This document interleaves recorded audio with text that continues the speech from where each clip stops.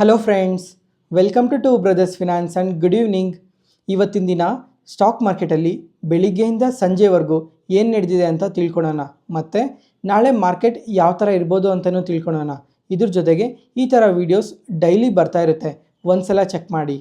ಮತ್ತು market updates ನೋಡಿಕೊಂಡ್ರೆ Sensex 1048 points down ಆಗಿ 76,330 ಕ್ಲೋಸ್ ಆಗಿದೆ. ನಿಫ್ಟಿ 345 ಪಾಯಿಂಟ್ಸ್ ಡೌನ್ ಆಗಿ 23,085 ಕ್ಲೋಸ್ ಆಗಿದೆ. ಬ್ಯಾಂಕ್ ನಿಫ್ಟಿ 692 ಪಾಯಿಂಟ್ಸ್ ಡೌನ್ ಆಗಿ 48,041 ಕ್ಲೋಸ್ ಆಗಿದೆ. ಫ್ರೆಂಡ್ಸ್, ಇವತ್ತು ಮಾರ್ಕೆಟ್ ನೋಡಿಕೊಂಡ್ರೆ ಕಂಪ್ಲೀಟಾಗಿ ಕರೆಕ್ಟ್ ಆಗೋಗಿದೆ.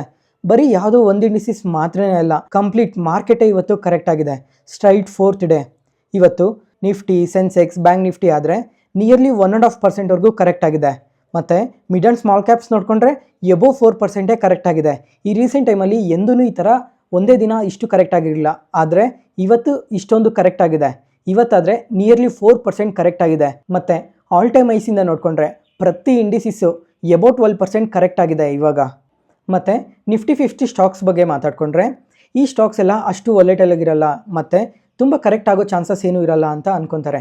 ಆದರೆ ಈ ಕರೆಕ್ಷನಲ್ಲಿ ನೋಡಿಕೊಂಡ್ರೆ ಲಾಸ್ಟ್ 6 ಮಂತ್ಸಲ್ಲಿ ಪ್ರತಿ ಒಂದು ಕಂಪನಿನೂ ತುಂಬಾ ಕರೆಕ್ಟ್ ಆಗಿದೆ. ಅದರಲ್ಲಿ ಹೈಯೆಸ್ಟ್ ನೋಡಿಕೊಂಡ್ರೆ ನಿಯರ್ಲಿ 30%ವರೆಗೂ ಒಂದೊಂದು ಕಂಪನೀಸ್ ಕರೆಕ್ಟ್ ಆಗಿದ್ದಾವೆ. ಮತ್ತು ಲಾಸ್ಟ್ 6 ಮಂತ್ಸಲ್ಲಿ ಯಾವ ಕಂಪನೀಸ್ ಪಾಸಿಟಿವ್ ಆಗಿದ್ದಾವೆ ಅಂತ ನೋಡಿಕೊಂಡ್ರೆ ಜಸ್ಟ್ ಒಂದು 5-10 ಕಂಪನೀಸ್ ಮಾತ್ರನೇ ಪಾಸಿಟಿವ್ ಆಗಿರೋದು. ಇನ್ನು ಮಿಕ್ಕಿರೋ 40 ಕಂಪನೀಸೂ ಕರೆಕ್ಟ್ ಆಗಿದ್ದಾವೆ. ಇವಾಗ ನೀವೇ ಇಮೇಜಲ್ಲಿ ನೋಡ್ಬೋದು ಯಾವ್ಯಾವ ಕಂಪನೀಸ್ ಎಷ್ಟೆಷ್ಟು ಕರೆಕ್ಟ್ ಆಗಿದ್ದಾವೆ ಫ್ರೆಂಡ್ಸ್. ಮತ್ತು ಮಾರ್ಕೆಟ್ಸ್ ಈ ಥರ ಇಷ್ಟೊಂದು ಕರೆಕ್ಟ್ ಆಗ್ತಾ ಇರೋದಕ್ಕೆ ಹಿಂದಿನ ವಾರ ಲಾಂಗ್ ಟರ್ಮ್ಗೋಸ್ಕರ ಲಾರ್ಜ್ ಕಂಪನೀಸ್ನ ಪಿಕ್ ಮಾಡಿ ಒಂದು ವಿಡಿಯೋ ಮಾಡಿದ್ದೆ. ಲಾಂಗ್ ಟರ್ಮ್ಗೋಸ್ಕರನೇ ಯಾವ್ಯಾವ ಸೆಗ್ಮೆಂಟಲ್ಲಿ ಯಾವ್ಯಾವ ಕಂಪನೀಸ್ ವರ್ಕ್ ಮಾಡ್ತಾ ಇದ್ದಾವೆ, ಎಷ್ಟೆಷ್ಟು ಗ್ರೋತ್ ಇರುತ್ತೆ, ಅಡ್ವಾಂಟೇಜಸ್ ಏನಿದೆ, ಡಿಸ್ಅಡ್ವಾಂಟೇಜಸ್ ಏನಿದೆ ಅಂತ ಪ್ರತಿಯೊಂದನ್ನು ಎಕ್ಸ್ಪ್ಲೈನ್ ಮಾಡಿದ್ದೆ. ಆ ವಿಡಿಯೋ ಲಿಂಕ್ ಡಿಸ್ಕ್ರಿಪ್ಷನಲ್ಲೂ ಕೊಟ್ಟಿರ್ತೀನಿ ಮತ್ತು ಎಂಡ್ ಕಾರ್ಡ್ಸಲ್ಲೂ ಕೊಟ್ಟಿರ್ತೀನಿ. ಲಾಂಗ್ ಟರ್ಮ್ಗೋಸ್ಕರ ಯಾರಾದರೂ ಲಾರ್ಜ್ ಕ್ಯಾಪ್ಸ್ನ ನೋಡ್ತಾ ಇದ್ದರೆ ಒಂದು ಸಲ ಆ ವಿಡಿಯೋನ ಚೆಕ್ ಮಾಡಿ, ತುಂಬ ಯೂಸ್ಫುಲ್ ಆಗುತ್ತೆ. ಫ್ರೆಂಡ್ಸ್, ಮತ್ತೆ ಹೇಳ್ತಾ ಇದ್ದೀನಿ, ಲಾಸ್ಟ್ ವಿಡಿಯೋದಲ್ಲಿ ಹೇಳಿದ್ದೆ ಲಾಸ್ಟ್ ಅಕ್ಟೋಬರ್ ಆದಮೇಲೆ ಮಾರ್ಕೆಟ್ ಒಳಗಡೆ ಯಾರಾದರೂ ಬಂದಿದ್ದರೆ ಇವಾಗ ನಿಮ್ಮ ಪೋರ್ಟ್ಫೋಲಿಯೋಸ್ ಅಂತೂ ತುಂಬಾ ಕರೆಕ್ಟ್ ಆಗಿರ್ತವೆ. ನಿಯರ್ಲಿ 15 to 20% ಕರೆಕ್ಟ್ ಆಗಿರ್ತವೆ. ಆದರೆ ನೀವು ಯಾವುದೇ ಥರ ಟೆನ್ಷನ್ಸ್ನ ತೊಗೊಬೇಡಿ, ಯಾಕಂದರೆ ಲಾಂಗ್ ಟರ್ಮಲ್ಲಿ ಸ್ಟಾಕ್ ಮಾರ್ಕೆಟ್ ತುಂಬಾ ಪಾಸಿಟಿವ್ ರಿಟರ್ನ್ಸ್ನ ಕೊಡೋ ಚಾನ್ಸಸ್ ತುಂಬಾ ಜಾಸ್ತಿ ಇರುತ್ತೆ. ಅದಕ್ಕೋಸ್ಕರ ಇವಾಗ ಯಾರಾದರೂ ಬಿಗಿನರ್ಸ್ ಮಾರ್ಕೆಟ್ ಒಳಗಡೆ ಬಂದಿದ್ದರೆ ಆದಷ್ಟು ಡೈರೆಕ್ಟ್ ಸ್ಟಾಕ್ಸ್ನ ಪಿಕ್ ಮಾಡೋದು ತುಂಬಾ ಕಮ್ಮಿ ಮಾಡಿ. ಮತ್ತು ಬರೀ ಈ ಮ್ಯೂಚುವಲ್ ಫಂಡ್ಸ್ನ ಅಥವಾ ETF ಆದಷ್ಟು ಇನ್ವೆಸ್ಟ್ ಮಾಡೋದಕ್ಕೆ ಟ್ರೈ ಮಾಡಿ, ಯಾಕಂದರೆ ಇದರಲ್ಲಿ ಸ್ವಲ್ಪ ವಾಲೆಟಿಲಿಟಿ ಕಮ್ಮಿ ಇರ್ತದೆ. ಮತ್ತು ಇವಾಗ ಅನ್ಕೊಬೋದು ಇವಾಗಿಂದ ಮಾರ್ಕೆಟ್ ಎಲ್ಲ ಕರೆಕ್ಟ್ ಆಗೋಗಿದೆ, ನೆಕ್ಸ್ಟ್ ಪಾಸಿಟಿವ್ ಆಗಿ ರಿಯಾಕ್ಟ್ ಆಗುತ್ತಾ ಅಂತ. ಆ ಥರ ಅನ್ಕೊಬೇಡಿ. ಇನ್ನೂ ಒಂದು 4-5% ಕರೆಕ್ಟ್ ಆಗೋ ಚಾನ್ಸಸ್ ಕೂಡ ಇದ್ದೇ ಇರುತ್ತೆ. ಮಾರ್ಕೆಟ್ನ ಇಷ್ಟೇ ಕರೆಕ್ಟ್ ಆಗುತ್ತೆ, ಅಷ್ಟೇ ಕರೆಕ್ಟ್ ಆಗುತ್ತೆ ಅಂತ ಯಾರೂ ಹೇಳೋಕ್ಕಾಗಲ್ಲ. ಅದಕ್ಕೋಸ್ಕರ ಕರೆಕ್ಷನ್ಸ್ ಇದ್ದರೆ ಜಸ್ಟ್ ನೀವು ಆವ್ರೇಜ್ ಮಾಡೋದು ಅಥವಾ ಇನ್ನೊಂದೇನಾದರೂ ಮಾಡಿ, ಅಥವಾ ನೀವು ಬಿಗಿನರ್ಸ್ ಏನಾದರೂ 20-25% ನಿಮ್ಮ ಪೋರ್ಟ್ಫೋಲಿಯೋಸ್ ಏನಾದರೂ ಕರೆಕ್ಟ್ ಆಗಿದ್ರೆ ಒಂದು ಸ್ವಲ್ಪ ದಿನ ಮಾರ್ಕೆಟಿಂದ ದೂರ ಇರಿ. ಡೈಲಿ ನಿಮ್ಮ ಪೋರ್ಟ್ಫೋಲಿಯೋನ ನೋಡಿ ಟೆನ್ಷನ್ ತೊಗೊಳೋದು ಅಥವಾ ಲಾಸಸ್ ಇದ್ರೂ ಲಾಸಸ್ನ ಬುಕ್ ಮಾಡೋದು, ಈ ಥರ ಮಾಡೋಕ್ಕೆ ಹೋಗಬೇಡಿ. ಈ ಥರ ಮಾಡ್ತಾ ಹೋದರೆ ನಿಮ್ಮ ಕ್ಯಾಪಿಟಲ್ನ ಕಂಪ್ಲೀಟಾಗಿ ಲಾಸ್ ಆಗೋ ಚಾನ್ಸಸ್ ತುಂಬಾ ಜಾಸ್ತಿ ಇರುತ್ತೆ. ಅದಕ್ಕೋಸ್ಕರ ಫೈನಲ್ ಆಗಿ ಹೇಳೋದೊಂದೇ ಏನಂತಂದರೆ, ಲಾಂಗ್ ಟರ್ಮ್ ಪರ್ಸ್ಪೆಕ್ಟಲ್ಲಿ ಮಾರ್ಕೆಟ್ ಒಳಗಡೆ ಯಾರೇ ಇನ್ವೆಸ್ಟ್ ಮಾಡಿದ್ರೂ ಅವ್ರಿಗೆ ತುಂಬಾ ವೆಲ್ ಜನ್ರೇಟ್ ಆಗುತ್ತೆ. ಈ ಶಾರ್ಟ್ ಟರ್ಮ್ಗೋಸ್ಕರ ಅಥವಾ ಸ್ವಲ್ಪ ದಿನ ಇನ್ವೆಸ್ಟ್ ಮಾಡಿದ್ರೆ ಪ್ರಾಫಿಟ್ ಬರುತ್ತೆ ಅಂತ ಯಾರಾದರೂ ಇನ್ವೆಸ್ಟ್ ಮಾಡಿದರೆ ಇವ್ರಿಗಂತೂ ತುಂಬಾ ಲಾಸಸ್ನ ನೋಡಿರ್ತಾರೆ. ಅದರಲ್ಲೂ ಈ ಮಿಡ್ ಆ್ಯಂಡ್ ಸ್ಮಾಲ್ ಕ್ಯಾಪ್ಸಲ್ಲಿ ತುಂಬಾ ಇನ್ವೆಸ್ಟ್ ಮಾಡಿದರೆ ಇವ್ರಿಗಂತೂ ತುಂಬಾ ಎಫೆಕ್ಟ್ ಆಗೋ ಚಾನ್ಸಸ್ ಇದೆ. ಆದಷ್ಟು ನಿಮ್ಮ ಪೋರ್ಟ್ಫೋಲಿಯೋನ ಡೈವರ್ಸಿಫೈಡ್ ಆಗಿ ಇಟ್ಕೊಳ್ಳಿ.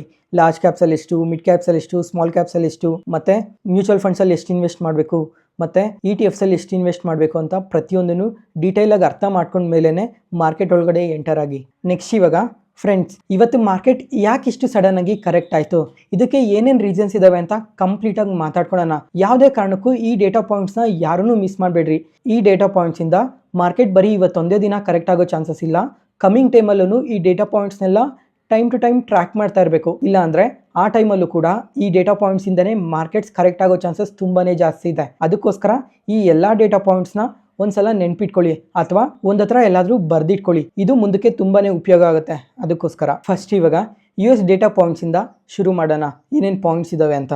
ಮೊದಲನೇದಾಗಿ ಹಿಂದಿನ ವಾರ US ಜಾಬ್ಸ್ ಓಪನಿಂಗ್ ಡೇಟಾ ಬಂತು. ಈ ಡೇಟಾ ತುಂಬಾ ಪಾಸಿಟಿವ್ ಆಗಿ ಬಂತು. ಅದರಿಂದ US ಮಾರ್ಕೆಟ್ಸ್ ಕೂಡ ತುಂಬ ಪಾಸಿಟಿವ್ ಆಗಿ ರಿಯಾಕ್ಟ್ ಆಯಿತು.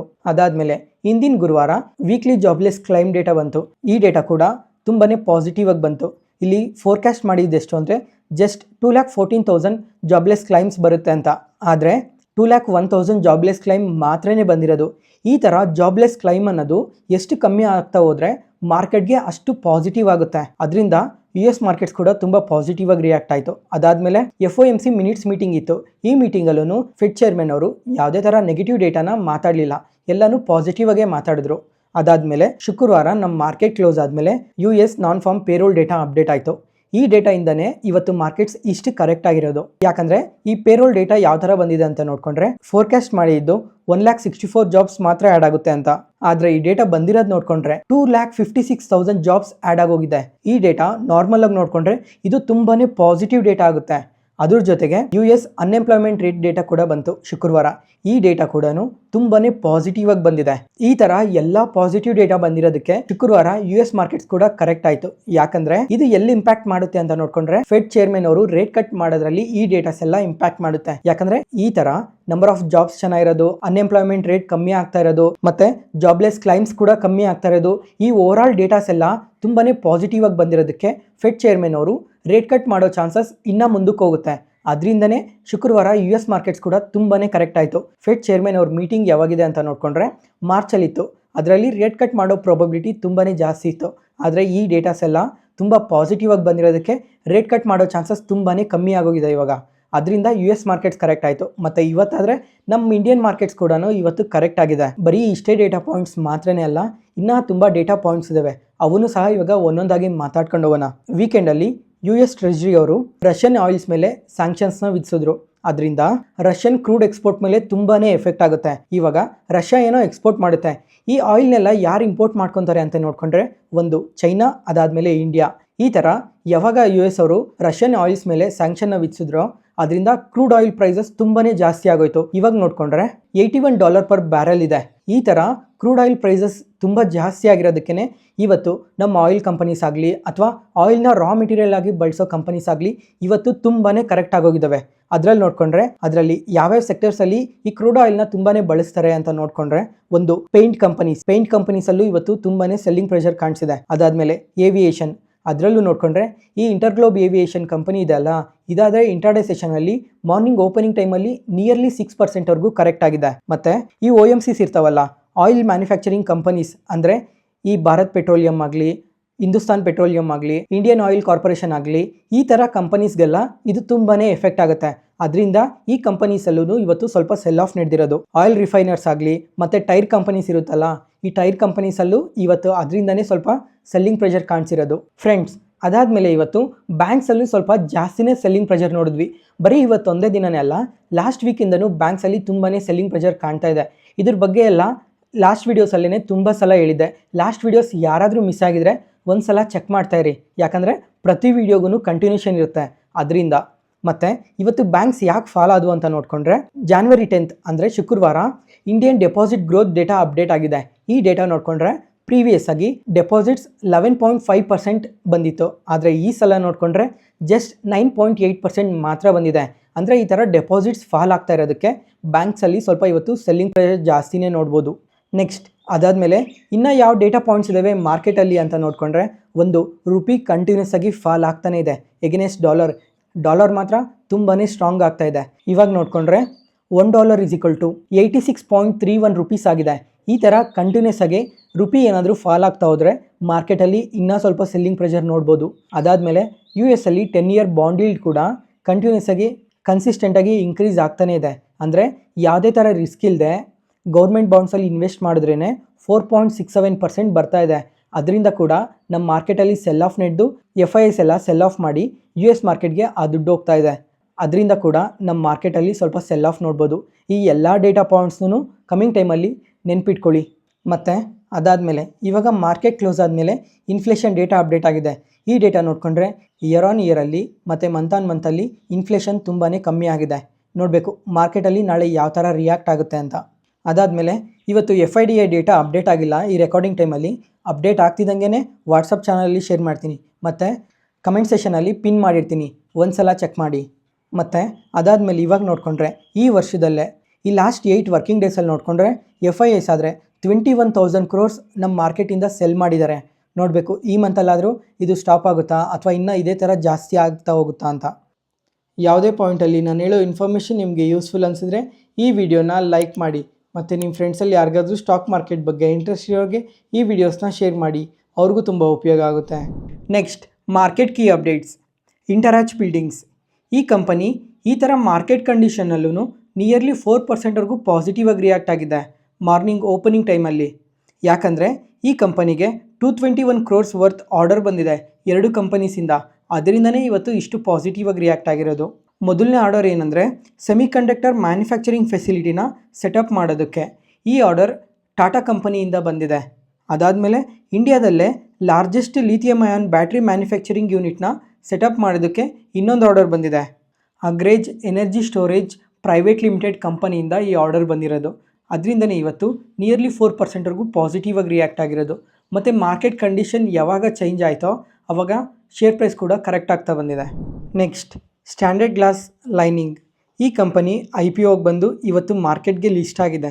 ಇನ್ವೆಸ್ಟರ್ಸ್ಗೆ 22% ಲಿಸ್ಟಿಂಗ್ ಗೇನ್ಸ್ ಕೊಟ್ಟಿದೆ ಮತ್ತು ಮಾರ್ಕೆಟ್ ಎಂಡ್ ಆಗೋ ಅಷ್ಟೊತ್ತಿಗೆ ನಿಯರ್ಲಿ 15%ವರೆಗೂ ಫಾಲ್ ಆಗಿದೆ. ಮತ್ತು ಇವಾಗ ಮಾರ್ಕೆಟಲ್ಲಿ ನೋಡಿಕೊಂಡ್ರೆ ಇನ್ನೊಂದು ಹೊಸ IPO ಓಪನ್ ಆಗಿದೆ, ಅದೇ ಲಕ್ಷ್ಮಿ ಡೆಂಟಲ್. ಈ IPO ಬಗ್ಗೆ ಒಂದು ಸಪ್ರೇಟ್ ವೀಡಿಯೋನೇ ಮಾಡಿದ್ದೀನಿ.